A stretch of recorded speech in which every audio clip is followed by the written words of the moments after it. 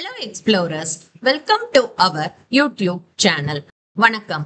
இன்னைக்கு நம்ம பார்க்க போறது அருள்மிகு தன்வந்திரி பகவான் கோவில் கோயம்புத்தூர். அமைவிடம் இந்த கோவில் கோயம்புத்தூர் மாவட்டம் ராமநாதபுரத்தில் AVCRI வளாகத்தில் அமைந்துள்ளது. கோவில் திறக்கும் நேரம் காலை 5 மணி முதல் 12 மணி வரை, மாலை 5 மணி முதல் இரவு 8 மணி வரை. கோவில் சிறப்பம்சங்கள். இந்த கோவில் AVCRI வளாகத்தில் பசுமையான மரங்களுக்கு நடுவில் அமைக்கப்பட்டுள்ளது. கோவில் கட்டுமானங்கள் அனைத்தும் கேரள கலாச்சார மரபுப்படி அமைக்கப்பட்டுள்ளன. பூஜை முறைகள் கேரள ஆச்சாரப்படி நடைபெறுகின்றன.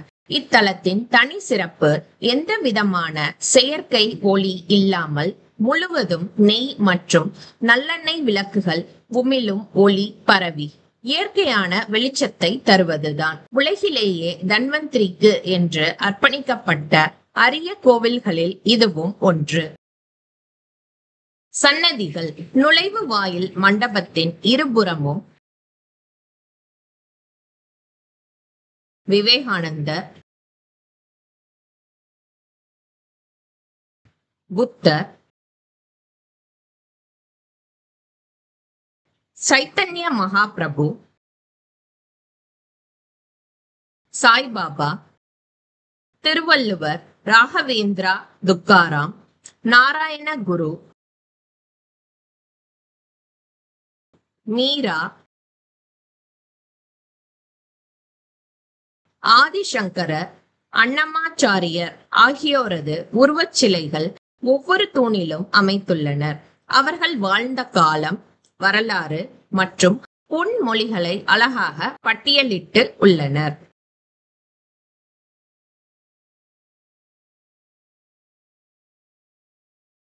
கோவில் வளாகத்தில் நுழைந்தவுடன் நாம் காண்பது பளிச்சென்று விளங்கும் சுடர்விடும் ஆள் உயர தீபம். உலக அமைதிக்காக என்ற வாசகத்துடன் காணப்படுகிறது.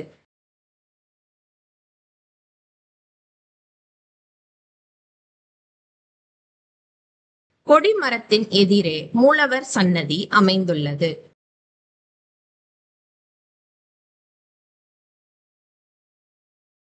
மூலவர் தன்வந்திரி. தன்வந்திரி ஸ்ரீமத் பாகவதத்தில் 12வது அவதாரமாக குறிப்பிடப்படுகிறார். தனு என்ற சொல் துக்கத்தை குறிக்கிறது.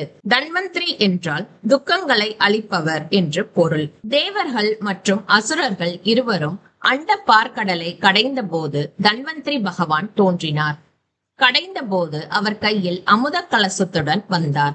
அகால மரணம், நோய்கள் மற்றும் துக்கங்களிலிருந்து உயிரினங்களை பாதுகாக்க அவர் பிறந்தார் என்று நம்பப்படுகிறது. இவர் ஆயுர்வேதத்தின் தந்தை எனவும் ஆரோக்கியத்தின் கடவுள் எனவும் போற்றப்படுகிறார். பிரதான சன்னதியின் உட்பிரகாரத்தில் துர்க்கை, உமா மகேஸ்வரர், சுப்பிரமணியர், விநாயகர் ஆகியோர் தனி சன்னதிகளில் அருள்கின்றனர். அடுத்து வடபகுதியில் ஆஞ்சநேயர்,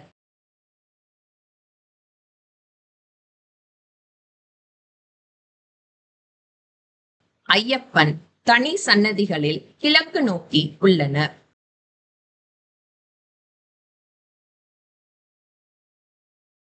ஆஞ்சநேயருக்கு எதிரே பகவதி அம்மன் மேற்கு நோக்கி அருள்கிறார்.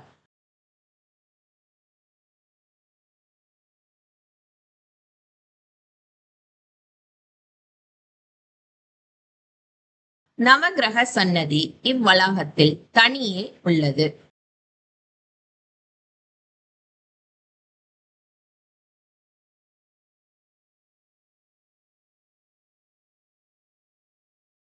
கோவில் வரலாறு. மேருமலையை மத்தாகவும் வாசுகி பாம்பை கயிறாகவும் தேவர்கள் ஒரு புறமும் அசுரர்கள் ஒரு புறமும் இருந்து பார்க்கடலை கடைந்த போது அமிர்த கலசத்துடன் ஒருவர் வெளிப்பட்டார். தன் எதிரே நின்றிருந்த மகாவிஷ்ணுவை சிரம் தாழ்ந்து வணங்கினார். அவருக்கு அப்சா என பெயரிட்டார் விஷ்ணு. நான் அமிர்தத்தை பார்க்கடலில் இருந்து கொண்டு வந்ததால் தேவர்களுக்கு கொடுக்கும் பொழுது எனக்கும் அதில் ஒரு பங்கு கொடுக்க வேண்டும் என வேண்டினார். மகாவிஷ்ணு, தேவர்கள் உனக்கு முன்பே தோன்றியவர்கள், அவர்களின் கடின உழைப்பால் கிடைத்ததை நீ எந்த முயற்சியும் எடுக்காமல் எளிதாக கொண்டு வந்தாய். எனவே உனக்கு அமிர்த கலசத்தை கொடுக்க முடியாது. அதே போல் அசுரர்களுக்கும் அமிர்தம் கிடைக்காது. அசுரர்கள் அமிர்தத்தை உண்டால் தேவ உலகத்தினருக்கும் பூலோகத்தினருக்கும் பிரம்மனுக்கும் வரம் தந்த எங்களுக்கும் என்ன விளைவுகள் உண்டாகும் என்பது எனக்கு நன்றாக தெரியும். எனவே இந்த அமிர்தத்தை தேவர்களுக்கு மட்டும்தான் தர இயலும் என்றார். இதை கேட்ட அப்சா, நானும் அசுரர்களைப் போல தீமை செய்வேன் என எண்ணுகிறீர்களா? அதனால் தான் மறுக்கின்றீர்களா என்றார். இல்லை, நீ அமிர்தம் உண்டால் யாருக்கு என்ன பலன்? பூலோகத்தில் நன்மை செய்யவே தோன்றியவன் நீ. பூலோக மக்களை காக்கவே பிறந்தவன். அதனால் உனது இரண்டாவது பிறவி பூலோக மக்களுக்கு பயன்படும். நீ ஆயுர்வேத மருத்துவத்தில் தலை சிறந்தவனாக திகழ்வாய். தன்வந்திரி என அழைக்கப்படும் நீ தேவர்களை விட உயர்வாக புகழப்படுவாய். இப்புவி உள்ளவரை உன்னை யாரும் மறக்க மாட்டார்கள். உன்னிடம் ஆசி பெற உன்னை நாடி வருவார்கள் என கூறி அப்சாவுக்கு ஆசி வழங்கி மறைந்தார் விஷ்ணு பகவான். காசியை ஆண்ட மன்னருக்கு மகனாக பிறந்தார் அப்சா. அந்த குழந்தைக்கு தன்வந்திரி என பெயரிட்டு மகிழ்ந்தனர். ஆயுர்வேத மருத்துவத்தில் ஈடுபாடு ஏற்பட்டு நன்கு கற்றறிந்து தலை சிறந்த மருத்துவராக திகழ்ந்தார். அதன் பலனாக தன்வந்திரியிடம் அதிக சீடர்கள் சேர்ந்தனர். ஒரு சமயம் தன்வந்திரியும் அவரது சீடர்களும் கைலாயநாதரை தரிசிக்க கைலாயத்திற்கு சென்று கொண்டிருந்தனர். இதை விரும்பாத தட்சன் என்னும் நாகம் அவர்களை வழிமறித்து தன் விஷத்தை அவர்கள் மேல் உமிழ்ந்தது. கோபமுற்ற சீடர்கள் அப்பாம்பை கொல்ல முயற்சித்தனர்.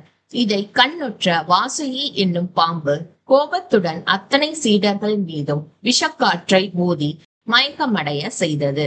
அதனால் சீடர்கள் உயிரற்ற உடல் போல் மயங்கி தரையில் வீழ்ந்தனர். தன்வந்திரி தன் ஆயுர்வேத சிகிச்சை மூலம் மயக்கத்தை தெளிய வைத்தார். தன்வந்திரியின் நடவடிக்கையால் கோபமுற்ற வாசுகி தன் சகோதரி மானச தேவியை அழைத்து வந்து உயிர் பெற்ற சீடர்களை கொல்லும்படி வேண்டினாள். தன்வந்திரி முன் சீடர்களை ஒன்றும் செய்ய முடியவில்லை. போராடி முடிவில் சோர்வடைந்தனர்.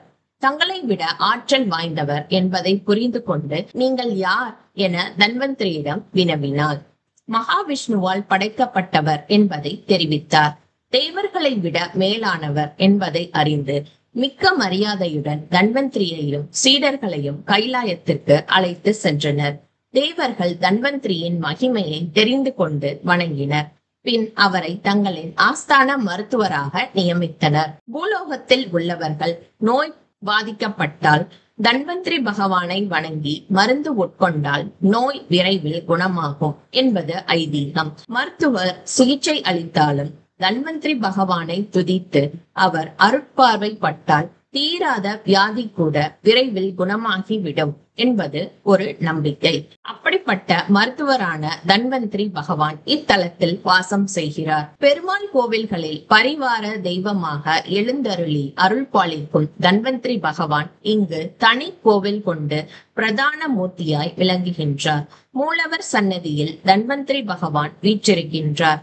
பகவான் மலர்ந்த முகத்துடன் பின்னிரு கரங்களில் சங்கு சக்கரம் ஏந்தியும் முன்னிரு கரங்களில் அட்டை பூச்சி மற்றும் அமிர்த கலசத்தை ஏந்தி நின்ற கோலத்தில் மேற்கு திசை நோக்கி அருள் புரிகின்றார். வழிபாடு. நோய் நிவர்த்திக்காக இங்கு பிரார்த்திக்கின்றனர். தன்வந்திரி ஸ்லோகம். ஓம் நமோ பகவதே வாசுதேவாய தன்வந்தரையே அமிர்த கலச ஹஸ்தாய சர்வாமய விநாசனாய நாதாய ஸ்ரீ மகாவிஷ்ணுவே நம.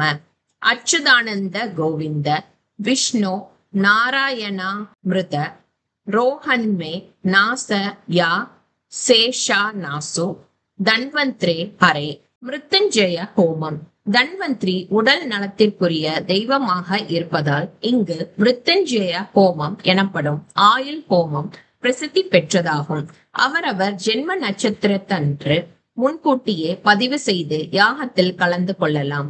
யாகத்தை தொடர்ந்து தன்வந்திரி பகவானுக்கு பிடித்த பால் பாயாசம் நைவேத்தியமாக படைத்து நடைபெறும் பூஜையில் கலந்து கொண்டால் உடல் நலத்தில் எந்த பாதிப்பும் வராது என முழுமையாக நம்பப்படுகிறது. மிருத்யுஞ்சய மந்திரம்.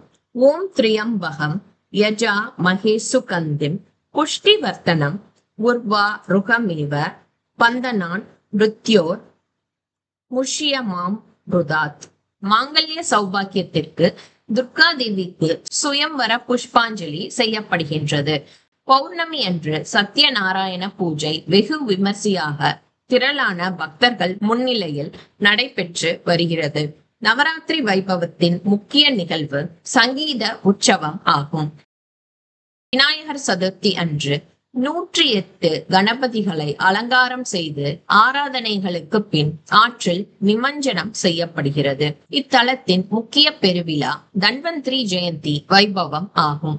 தினசரி நடைபெறும் அன்னதானம் மிக சிறப்பு வாய்ந்த ஒன்றாகும். இந்த அன்னத்தை தன்வந்திரி பகவானின் பிரசாதமாக உட்கொள்வதின் மூலம் எந்த வியாதியும் தம்மை அண்டாது எனவும் உள்ள வியாதிக்கும் இது மருந்தாகும் எனவும் முழுமையாக நம்புகின்றனர். ஆனி மாதம் அஸ்த நட்சத்திரத்தன்று கோவில் பிரதிஷ்டை செய்யப்பட்ட நாளாகும். அந்நாளில் ஐயப்பன் விக்கிரகத்தை புஷ்பங்களால் மூடப்படும் புஷ்பாஞ்சலி வைபவம் காண கிடைக்காத காட்சியாகும். இந்த வைபவத்தை காண பக்தர்கள் கூட்டம் அலைமோதும்.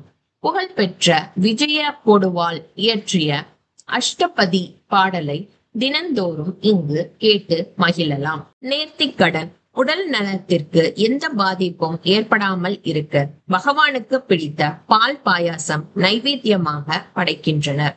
ஆஞ்சநேயருக்கு நேர்த்திக்கடன் செலுத்தும் வகையில் வடை மாலை சாத்தப்படுகிறது. இந்த கோவில நீங்களும் போய் பாருங்க. லொகேஷன் டிஸ்கிரிப்ஷன்ல இருக்குது. Thank you for watching this video. Stay tuned and subscribe this channel for more Dheera videos and travel vlogs. Bye.